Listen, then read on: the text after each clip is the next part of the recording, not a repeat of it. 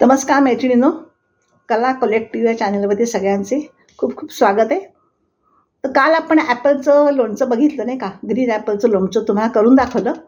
तर आज मी तुम्हाला ग्रीन ॲपलची चटणी कशी करायची ते दाखवणार आहे. तर त्याचं साहित्य अगदी सोपं आहे, काहीच कठीण नाही आहे.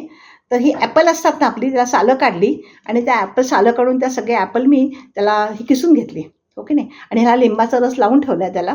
तरीसुद्धा त्याचा रंग थोडासा ऑक्सिडेशन होतं ना, थोडासा लाल रंग त्याला येतोच. तर ही सगळी किसलेली आहेत. हां, ॲपल 5-6 ॲपल घेतली समजा, मी किसून घेतलेत. त्यानंतर त्याच्यामध्ये मी सुकं खोबरं घालणार आहे. डेसिकेटेड असतं ते. जवळजवळ ह्या एवढ्या साहित्यामध्ये दीड वाटी तर नक्की सुकं खोबरं लागेल मला. त्यानंतर हा गूळ घेणार आहे. हा गूळ बारीक करून त्याच्यामध्ये घेणार आहे आणि त्याच्यानंतर ह्याच्यामध्ये तिखट टाकणार आहे, लाल तिखट आणि मीठ. हे सगळं एकत्र करणार आणि आपली फोडणी असते की नाही, त्या फोडणीमध्ये मेथी टाकायची, नेहमीची फोडणी. नेहमीच्या फोडणीमध्ये म्हणजे जसं आपण तेलामध्ये मोहरी टाकतो, हिंग टाकतो, हळद टाकतो, त्याच्यामध्ये शेवटी मेथी टाकायची.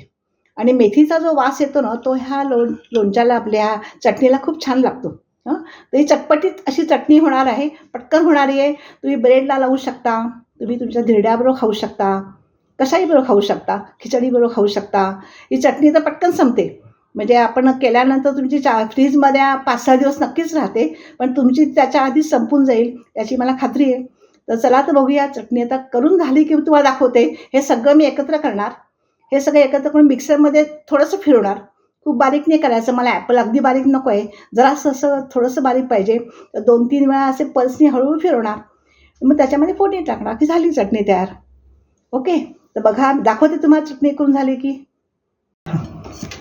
हे बघा, ह्याच्यामध्ये मी मगाशी केलेला किस होता ना, तो किस, नंतर गूळ, सुकं खोबरं आणि तिखट, मीठ आणि थोडा लोणच्याचा मसाला, असं करून सगळं हे त्याला इतकं पाणी सुटलं आहे मस्तपैकी. आता फक्त मिक्सरमध्ये एकदा फिरवायचं, बाकी एवढंच काम राहिलं आणि त्याच्यामध्ये फोडणी टाकायची की चटणी तयार झाली. हे बघा, चटणी तयार झालेली आहे आता.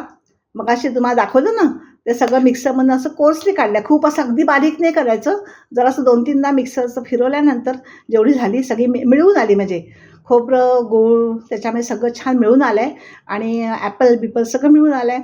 आता त्याच्यावरती मेथीची फोडणी घातलेली आहे. फोडणीमध्ये मेथी टाकली आणि खमंग अशी चटणी तयार झालेली आहे.